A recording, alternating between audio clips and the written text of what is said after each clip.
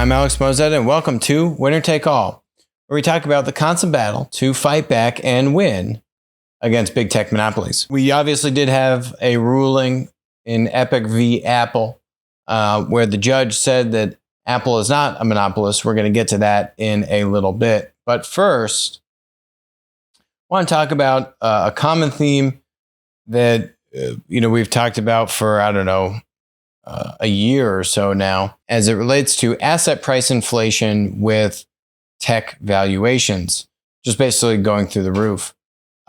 More signs of that happening, where there's actually a good article that came out here in PitchBook talking about what's driving private equity's march on VC. We've talked about this the past few months, looking at basically just this concept of the VC firms getting crammed down into earlier and earlier stage deals. And you have these larger funds that have to put money to work, and they are coming into the mid to late stage, kind of growth stage tech startup deals.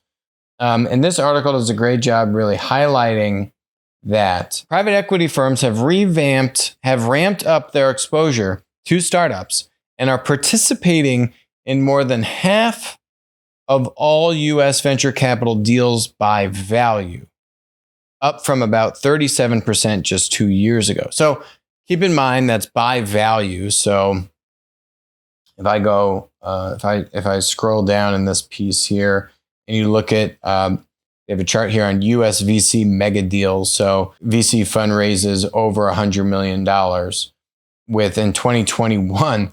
This is so far in 2021, gang. As of just the first 2 quarters in 2021, you have over $100+ million fundings. Compared to 2020, there was less than 300, maybe right around 300 for all of 2020. So we're over actually 320, approaching 400 deals, over $100 million just in the first half of 2021. Okay. Which is just dwarfing entire years prior. Over $80 billion deployed in these mega deals in the first half of 2021, as compared to looks like maybe around $75 billion for all of 2020. And the numbers in 2019 and 2018 are even lower than 2020. So that stat, PE participating in at least half of all the VC funding, that's aggregate VC dollars. But that's why this is happening, right? You have this first chart showing private equity is this green line. They are up at 50% share of all US VC deals by value. And then you have asset managers, which would be like hedge funds and alternative types of funds, are at 46.7%. And these are through the first half of 2021 numbers, right? But wow, these are up from 46% in 2020 for PE, 38% for hedge funds and asset managers in 2020. So you can just see, right? They're coming in, they've got a lot more money than your average VC fund. They're coming in, they're cramming down, they're taking the mid to late stage deals, which is then causing the VC to have to look earlier and earlier, right? And that's how you see this cascading effect for just insane tech startup valuations. And I actually don't think it's going anywhere, because I don't think the money printing is going anywhere in this country or around the world. And I don't think interest rates are going up. So yeah, I actually think this trend continues, even though it doesn't make any sense. A lot of things don't make sense these days.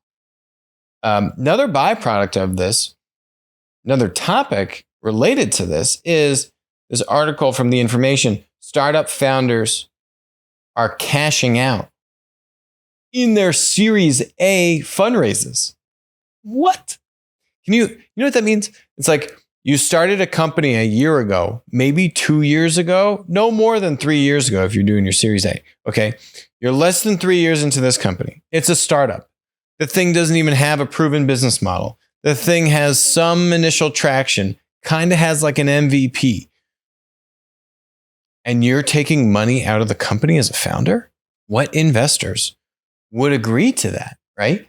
And the answer is more and more of them, because they're all getting crammed down and they got to deploy this money, right? Because they're actually, they're charging management fees. They need to get their carry. You got to deploy the money. You have in these funds, right? You have a set amount of time to deploy the money. That's kind of the rub. They need to deploy. You don't want to chase these deals, but man,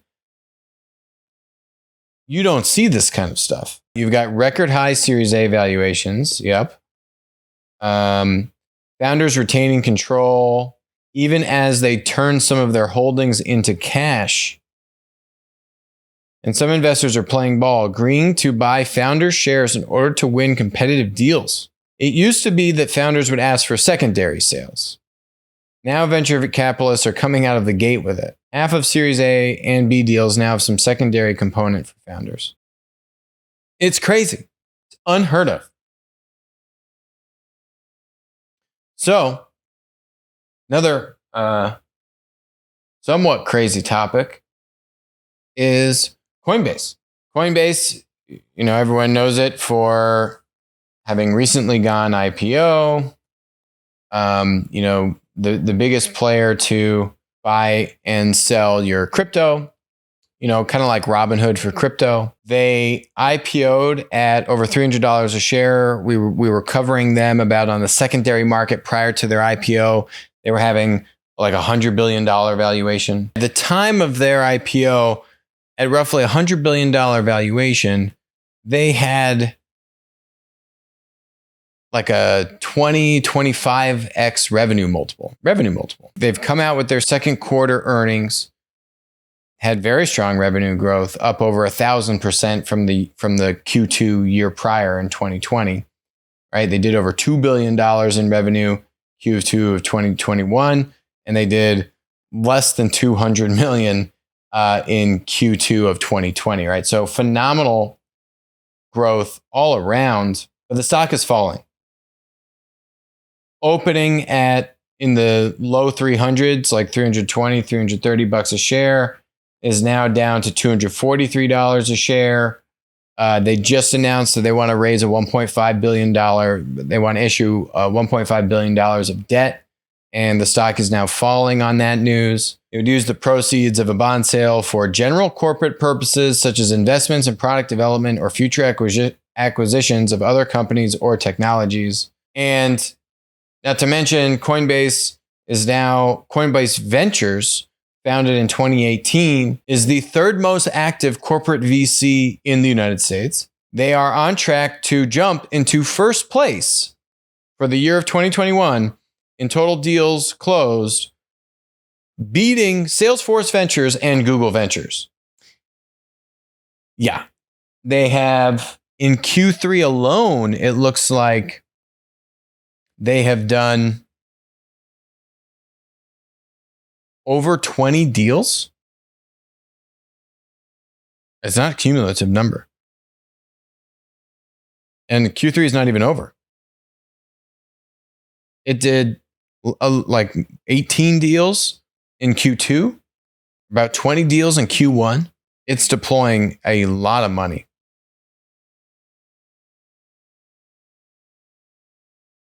A lot of money. So maybe they're using some of this bond money to fuel their VC arm. Yikes! I mean, they're deploying over $1 billion just this year alone in VC investments. Now, is Coinbase a platform? No, they're not a platform. Would Coinbase be in Plaid? No, they wouldn't be in Plaid. Why? Coinbase is very much so like Robinhood. They are a utility. They are a linear piece of technology that lets you buy and sell shares. Just like you have Robinhood, Interactive Brokers, etc., that are allowing you to buy and sell stocks, but it's the New York Stock Exchange. It's the NASDAQ are the actual investment platforms. So ICE and the NASDAQ are in Plaid, for example. ICE, which owns the New York Stock Exchange, Intercontinental Exchange owns the New York Stock Exchange.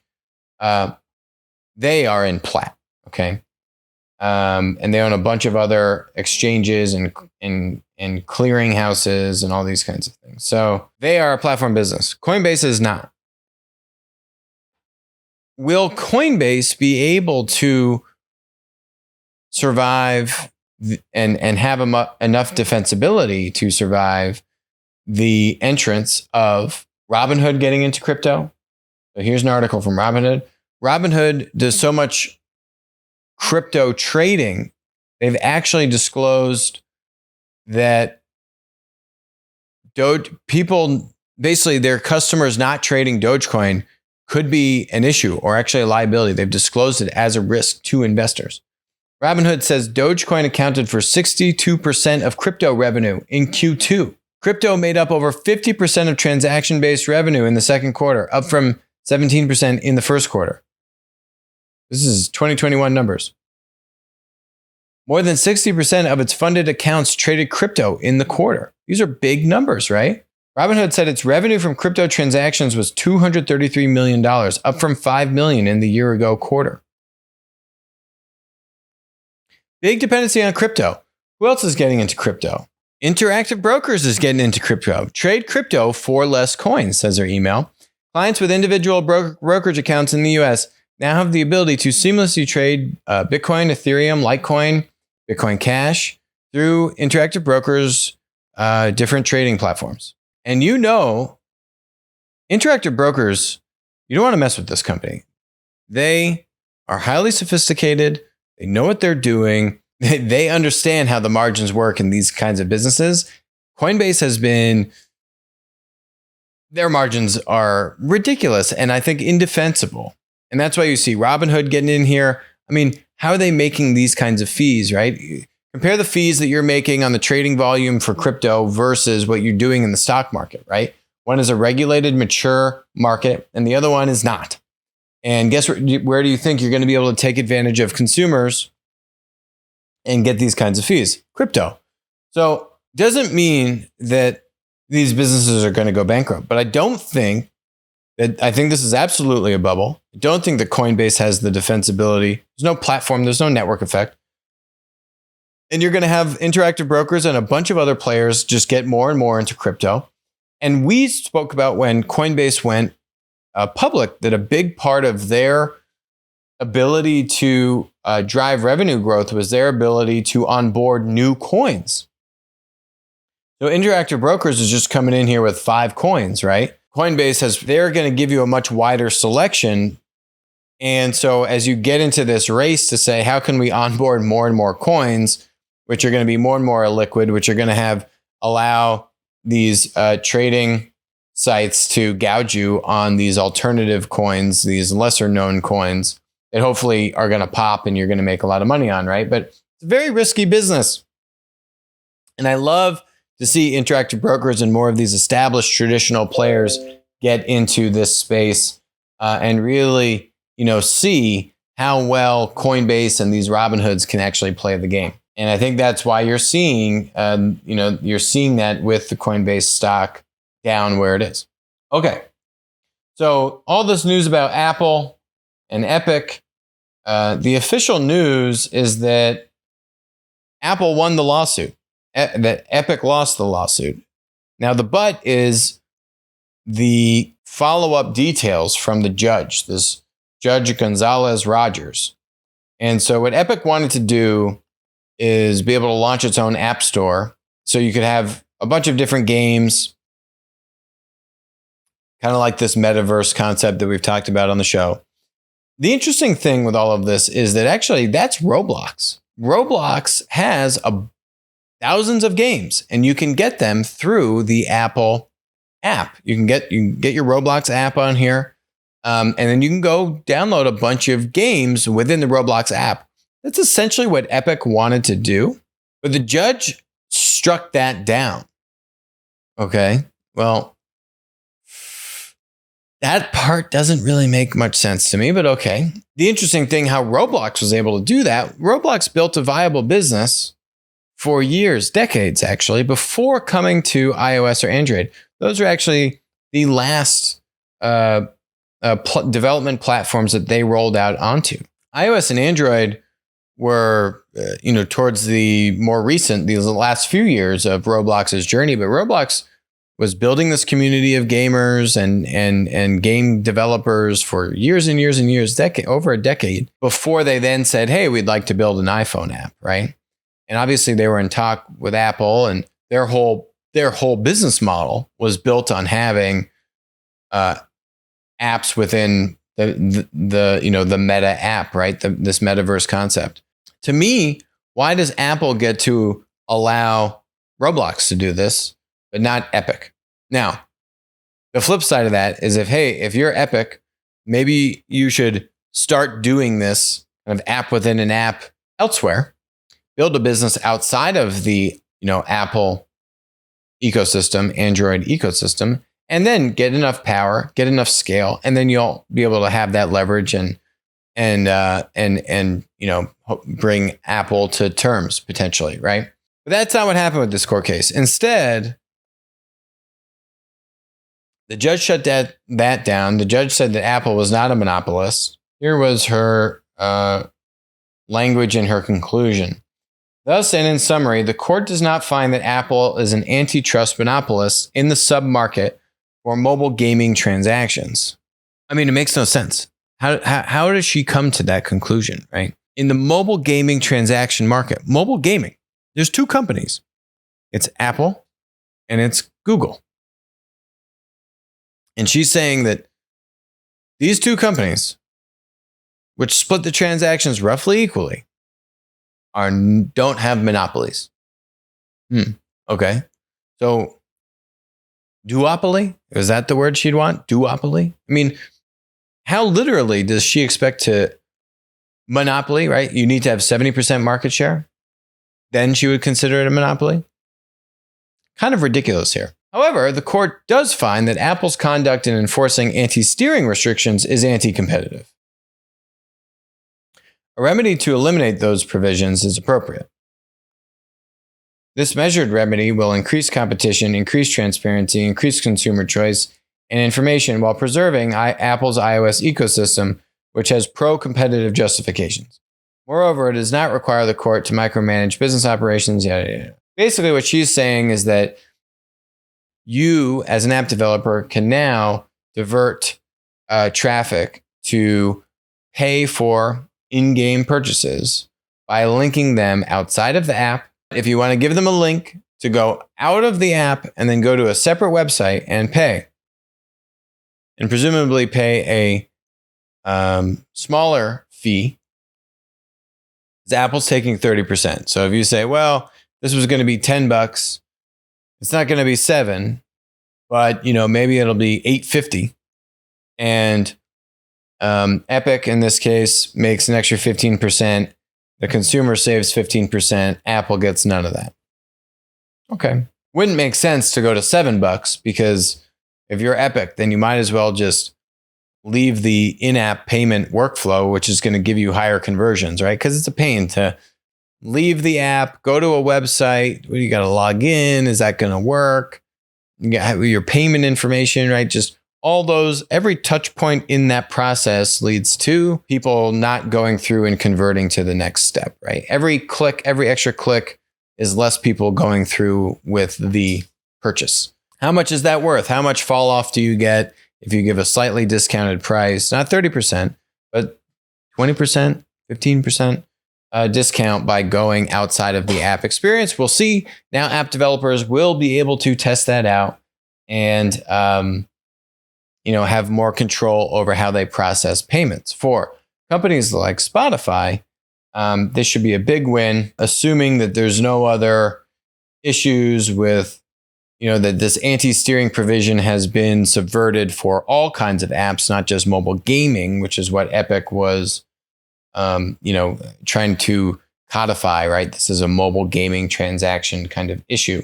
What's interesting is this ruling comes like a week after Japan. We covered this, I think, a week ago. Japan's Fair Trade Commission came out with basically the same ruling, like literally the same thing. You have to let people pay outside of the app. The US was not first to do this. Japan actually was. Actually, South Korea has gone even a step further. So, yeah, I'd say this is a great step in the fight to rein in big tech. It hurts Apple, but I mean, not so much. I mean, it's a little bit. It'll hurt them a little bit. This is like a thorn in their side, which is good because they don't get many thorns. So this is why this was all focused on gaming. So high spending gamers. In the third quarter of 2017, high spenders accounting for less than 0.5% of all Apple accounts, right? So 50 basis points of all Apple accounts spent a mass majority of their spend in games via IAP, which is in-app payment. And they generated 53.7% of all App Store billings, right? So 50 basis points of users accounted for over 50% of all App Store billings for the quarter, paying in excess of $450 each in a quarter, right? Each of these people spent over $450 in 3 months on gaming. iPhone gaming, not even like PC or console gaming, which is much more engaging and interactive and fulfilling. Mobile gaming, ugh. In that same quarter, medium spenders spent $15 to $450 a quarter, and low spenders spent less than $15 a quarter, constituting 7.4% and 10.8% of all Apple accounts, accounted for 41.5% and 4.9% of all App Store billing. So literally, gaming accounts for the large majority of App Store billing is coming from gaming. So it's these mobile app gamers. And they're the ones that would be motivated to save money by actually doing this.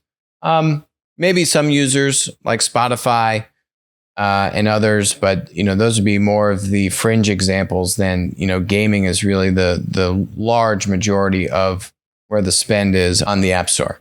So it's good. Weird that Apple was not considered a monopolist. Epic coming at this, from their own point of view. The big issue that still remains with Apple and Android is their censorship of what apps get approved into the store. So obviously, they're not approving gaming apps that link for these in-app payments, but the censorship around apps and what kind of content are in the apps is also another point of contention, which is more of a free speech issue than it is a kind of payment flow anti-steering provision issue.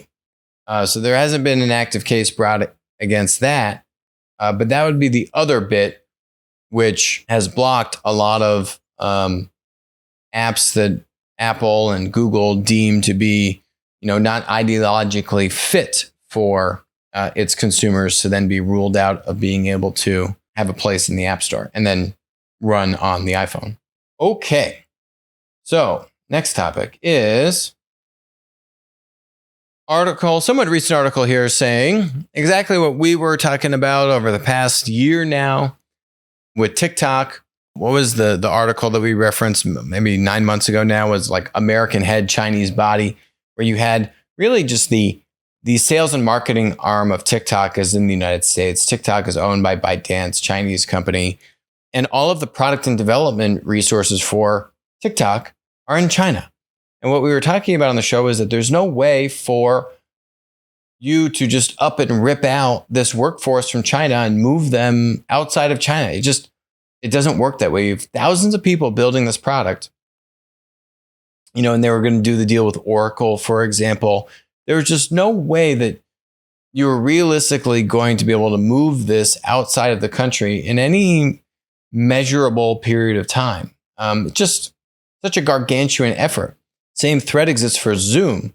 That's actually, I think, where we first drew the analogy. Is Zoom is actually registered a U.S. company. Sales and marketing in the US, engineering and product are in China, and they're not going to be able to split this thing out. They're trying to move them, I guess, to Southeast Asia. It just doesn't work. It was built there. All the engineers are there. You got thousands of people just with labor markets as tight as they are, just not realistic. This article is all basically just confirmed all of that. So TikTok has worked to separate its operations from Chinese owner ByteDance, particularly as foreign governments have scrutinized or punished the video app over actual occurrences that Beijing has hijacked it for its own purposes, right? These US media companies like to act like these are just conspiracy theories. Is that they've actually occurred. TikTok is incorporated in California. Its CEO sits in Singapore. It's all just smoke and mirrors. Its chief information security officer is based in the US. Who cares? Just a figurehead. And the company says data on its hundreds of millions of users are stored on servers outside China. A lie. But TikTok's ties to China remain deep. There are more algorithm engineers in China working on TikTok's video recommendation engine than in any other international offices, according to people with knowledge of the matter. Oh, yeah, that's the actual truth. That's not the stuff that's on the surface. This is all just show. All this other stuff. ByteDance also has Chinese-based product managers, monetization experts, and data analysts who all work on, guess what? TikTok. And ByteDance Beijing office recently sought to hire a senior engineer to analyze, guess what? TikTok's user data, which isn't supposed to be in China, but it is. It's a joke. But, right, the information, they open up the article saying, well, foreign governments have scrutinized TikTok over a kind of alleged fear. Even though then, second paragraph, they say ByteDance Beijing office just hired a senior engineer to analyze TikTok's user data, which is not supposed to be in China. But it's an alleged fear that the Chinese could be using this data inappropriately. Not to mention censoring and feeding and changing human behavior, right? And the Chinese are masters at this. 50 Cent Army, we've covered this for years now. How they can use information to change people's perception, to change what people think is true and not true. TikTok has said it's creating more teams in the US, Europe, and Singapore. Sales and marketing teams. But it has said little about what ByteDance China-based employees do for TikTok. Duh. ByteDance official Chinese website earlier this week had a job posting whose responsibilities include mining user portraits based on massive user behavior. It's on the hiring website. ByteDance also removed two other Chinese-based postings that mentioned TikTok, one for a product manager and the other for a search algorithm engineer, after the information contacted them. The company has said over the past year it had placed significant restrictions on any access to such data from China. A Chinese-based ByteDance employee who works on TikTok said they typically, so not always typically, work with the app's anonymized, aggregated data and don't have access to personal information unless President Xi wants to really find something out. And, these think tanks are really on top of it. It's easier for the Chinese government to squeeze people in China, said James Andrew Lewis from a bipartisan think tank. Lewis also said Beijing's tightening control over Chinese internet giants through actions such as taking a board seat in their subsidiaries makes it harder for ByteDance to argue that it's independent from the government. We covered this. You had now literally a member from the CCP sits on the board of ByteDance. They actually bought shares in the company at an insanely discounted price and now have a board seat. Can't trust TikTok. You can't trust any of these Chinese tech companies. You'd be a fool if you did. In related news, article here saying hedge funds are slashing exposure to U.S. stocks that count on China. Came out with we covered this maybe a couple weeks ago, where you had 8.1% of Alibaba's investor base sell off their shares in the past few weeks. Alibaba, all of the Chinese tech monopoly stocks have been way down the past number of months, really starting back in the fall with Ant Financial. Now it looks like for Ant Financial, they're going to actually have to spin off their lending app into a completely separate product. So where the U.S. judge Gonzalez Rogers says, I don't want to micromanage the product of Apple in that case. Instead, you've got the Chinese government saying, yeah, Ant Financial, you're going to have to split apart these products. The lending app is going to have to be a completely separate experience. Might even have to be a completely separate business. Might even have to be capitalized completely differently than Ant. We'll see how far they go. But you want to talk about U.S. courts versus just Chinese government. There's no comparison here. Chinese government saying, yeah, you got to break this out. We want separate apps. We don't want these apps, these experiences linked. Break it out. Or I'll just shut your whole company down. And probably and put your founder back through reconditioning when Jack Ma just disappeared for a month, right? One of the richest guys in Asia, just gone for a month. No one could find the guy. Completely normal. So hedge funds are slashing exposure to U.S. stocks that count on China. This is long overdue. This has been needed. The China bubble is a massive bubble. Here's my favorite analogy to this. Hey, put $100 into this new crypto coin. Boom. But in order to get the coin, you got to go get this crazy different kind of wallet, different experience to get that coin. Okay. So boom, you put $100 in. Whoa, look, my $100 is now worth $10,000. I just made $9,900. I put $100 in. I have now $10,000 worth of this new crypto coin. Hey, that's great. Can you take the money out of the wallet? And can you withdraw your $10,000? No, I can't. But I made like $10,000, right? Did you make $10,000 or did you lose $100? I think you lost $100. That is China. For U.S. investors, unfortunately, and U.S. companies that have invested in China, you can't get your money out. You can't get your ownership out. They've stuck you into a JV. You're probably if you have majority control, it's probably just on paper and you really don't have majority control. You've put all this money into China. You've made money on paper in China. You can't take the money out. Good luck.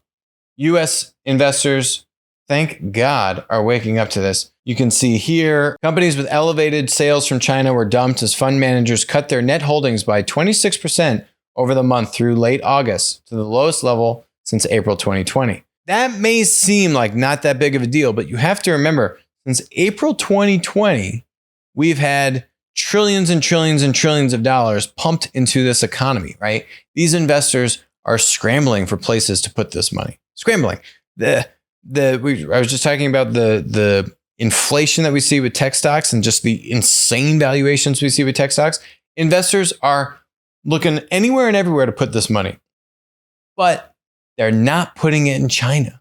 Hedge funds that make both bullish and bearish wagers on stocks are slashing their exposure to American companies that lean heavily on China for business, such as Las Vegas Sands, with the Macau gambling, General Motors.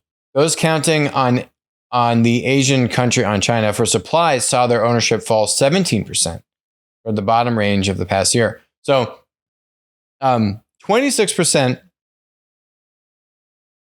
for companies that have a lot of sales in China. 17% dip for companies that have a lot of their supply chain linked to China. Love this news. Why do I love this news? Not because I'm anti-China. I am anti-CCP. I am anti-communism. I am anti-totalitarian authoritarian regimes. Full stop. What I am also anti is American companies and American investors being defrauded by fraudulent CCP-linked authorities, right? Whether it's the lack of financial transparency and regulation that we have in China, right? You look at the Chinese stocks that are listed on U.S. exchanges, we have no visibility, right? They could be cooking the books for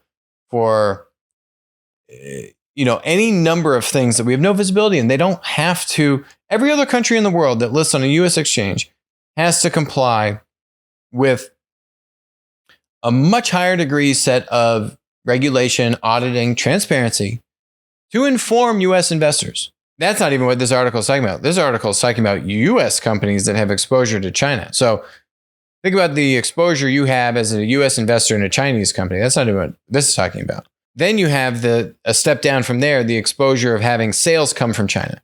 Because as the Chinese government this trend is only going to continue. It's not going to, right? The Chinese government isn't going to just do a 180 and say, you know what, we actually became too authoritarian. Let's open back up again. No, it's not going to happen. They're only going to become more restrictive, more controlling. And that means bad news for foreign-owned companies or foreign-controlled, minority-controlled JVs in China. The rhetoric against foreign companies, American companies, we saw what they did during the trade negotiations between the U.S. and China leading up to 2020, kind of vilifying American companies, We've seen them try to do this with Tesla, for example, to try and exert pressure over Elon. I think it's related to SpaceX and Starlink and other things, but maybe they wanted some of his technology for the EV charging. We'll see. I don't know, but you can't trust what's going on in China. If you're trying to sell stuff over there, if you're looking at making more investments over there to support your sales, I would cut that and really just try and minimize this. I love that these hedge funds are waking up to this. Supply chains, we have the CEO of Xometry, a $3 billion B2B marketplace, helping local American machinists create custom parts and engineered products and parts for companies that need on-demand or prototype parts. So how can we bring the supply chain back to the United States? How can we make Made in America a thing again? We talked about that. Go watch the video. It's fantastic. Sad to see Apple, the shining example of a U.S. tech monopoly, take off. Designed in California. Remember that? Designed in California? It's gone. You want to know why? Because the Chinese didn't like it. Apple caved to their supply chain China to take off designed in California. Steve Jobs rolling over in his grave. Such a sad, pathetic move on Tim Cook's part. U.S. hedge funds are getting more concerned about the place of China in the global economic system. They're less willing to bet on the continued favorable trend that the country has had. Here are the Chinese tech stocks in red compared to the QQQ, the NASDAQ 100. Very smartly, Wisdom Tree with Platt actually limited the exposure of Chinese companies over a year ago. Somehow they saw this coming. So Chinese, actually all foreign exposure, China included, is limited 10% of the overall weighting of the index. At the moment, U.S. companies doing business in China face potential risks of slower growth in the country and increased regulatory scrutiny. In either case, the logical thing to do would be to reduce your exposure to companies that have either one of those situations. It's only going to get worse. Last topic is Amazon business is one of the bright spots in the Amazon platform conglomerate matrix. It is projected to do, by Applico's estimates, $75 billion in GMV by 2023. They are now a top 10 distributor by volume, Amazon businesses, in just a few years' time. So you have the general manager of Amazon Business talking about COVID and digital transformation.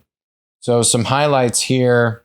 She talks about in 2015 when they launched Amazon Business, and that she has been there, and they're now live in 9 countries. They have over 5 million business customers, and as we've covered, they have over $25 billion in global GMV.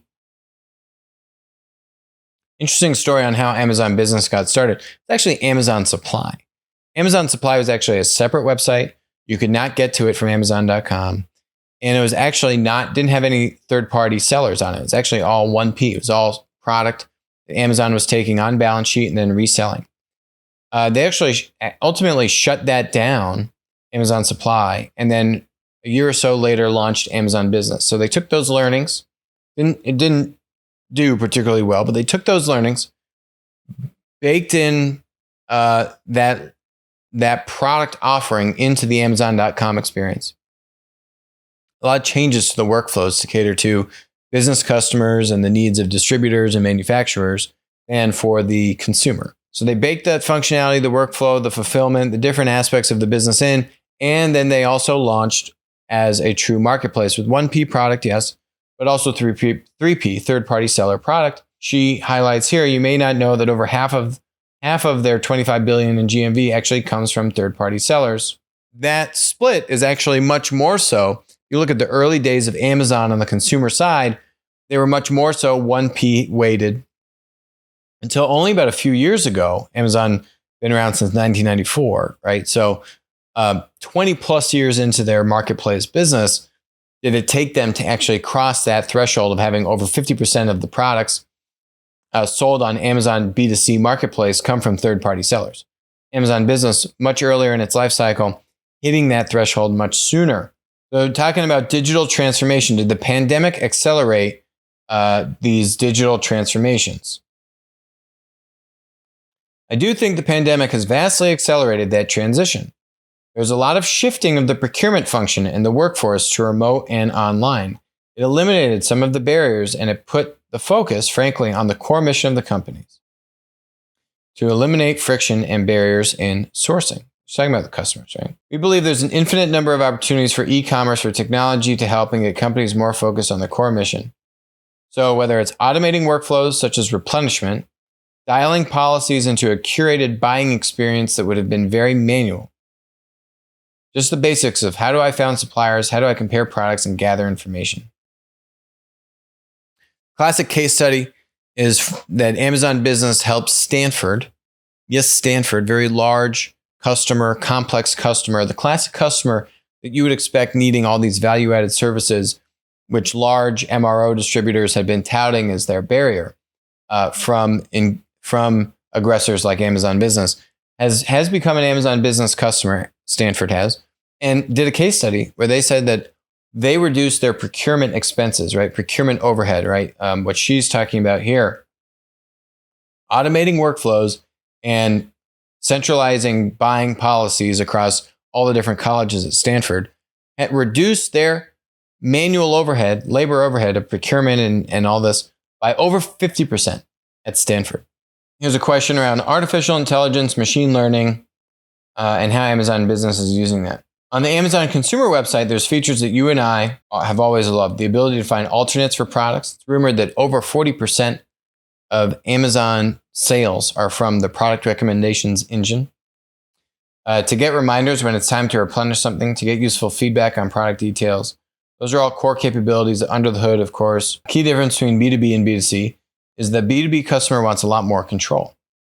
We've invested in a number of technologies that are sourced by and informed by some of these technology innovations that help our administrators and procurement leaders consider and control and dial in policies as to which suppliers they want their employees to source from, what types of brands of products are preferred, and what restrictions they want to impose, right? So centralizing a lot of those procurement functions. That's like that Stanford case study. What was interesting was this report that Amazon Business came out with a few months ago. These are their key trends driving change in the next era of e-procurement.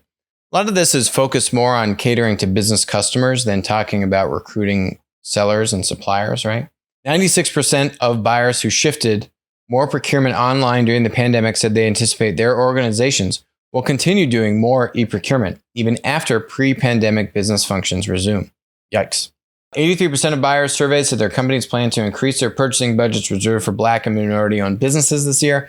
That was what she was talking about, the end of the MDM interview article, and one of the things that I think helped Amazon win that Stanford University client. Top 3 actions organizations engaged in as a result of the COVID-19 pandemic. We've more fully digitized our purchasing process. We've streamlined our purchasing process, committed more of our spending to a specific supplier. In 2020, 38% of buyers made more than 50% of purchases for their organizations online. More than 50%. According to research from McKinsey, the pandemic accelerated 10 years of e-commerce adoption into just 3 months. There's the chart. What did COVID-19 do? Have 10 years of e-commerce penetration in 3 months. Look at that spike. And the other data point, right, from their first finding here is that 96% of buyers who shifted more procurement online said they anticipate they will continue doing more e-procurement. So certainly some of that may come back down, but a lot of it's going to remain. Top 3 benefits of e-procurement for buyers: access to a wider range of products, better prices, and faster ordering. And if you look at the end of her MDM article, our interview here, that's what she gets at, right? The first one is the bread and butter: selection, price, and convenience. Top 5 overall buyer procurement priorities in 2021. I thought this one was interesting. 51% saying fast free shipping, 43% saying quantity discounts, 28% say guided buying features, 27% multi-user accounts, and 20% on ability to set spending limits, right? So these last three are those kind of like centralized procurement features and that kind of stuff, right? And these first two, fast free shipping and quantity discounts. Top three pain points of e-procurement. 44% of online solutions have too many supply chain disruptions and shipping delays. 41% said it's too hard to get in touch with salespeople and company representatives. 40% product information descriptions are inadequate. Now, this isn't Amazon specific. This is just in general. I was actually surprised in the MDM interview, she didn't touch on as much around product data and the importance of product data and what they've been doing in that arena. I would have thought the AI machine learning question was right up her alley around that. Product data is so important. We just did a video covering this last week. On this one, the 41% to get in touch with salespeople, company representatives. Don't you think that Amazon Business doesn't do this? For Stanford, I'll go back to this case. What Amazon did for Stanford is they said, okay, yeah, we really want to win this account. We'll dedicate like a couple people. Here you go. Hey, you want dedicated account managers? Here you go, Stanford. And Amazon has staffed bodies directly onto the Stanford account to accomplish and to mitigate this concern. It's too hard to get in touch with salespeople, company representatives. The platform, if they really want to get your account, they'll just throw some people at it. It will be worth it to get these large customer accounts that want this. Everyone else doesn't get all that TLC, but for the big accounts, they are not protected just because a distributor has salespeople and you got someone to call. The Amazon Business is doing this too. And this one, Amazon, yeah, they're getting their fulfillment figured out pretty darn well, I would say. Whereas this, an inhibitor for Amazon is heavy stuff, chemical, metal, heavy goods, not pack and shippable. We've covered that. We covered some industrial marketplaces that have raised recently, like Node and Chemical, Rebus in metal, having some recent fundraisers. Sellers. Now, this is looking at third-party sellers on Amazon. Top 3 sales priorities for 2021, providing a positive customer experience. This is not specific to selling on Amazon. Second priority, expanding my customer base. I want more sales. And that's why they're looking to use and sell on and flirt with the devil that is Amazon and sell on Amazon. So the good news is both buyers and sellers understand what? The importance of product data. According to buyers, 83% said top 5 most valuable features are online product comparison features and detailed product descriptions. And according to sellers, detailed product descriptions, customer reviews were, their top 2. So that's lining up. Really interesting information from Amazon here. They're growing like a weed. They can be defeated. They can be thwarted. Time to act is now. Thanks very much for joining us on Winner Take All. I will talk to you soon.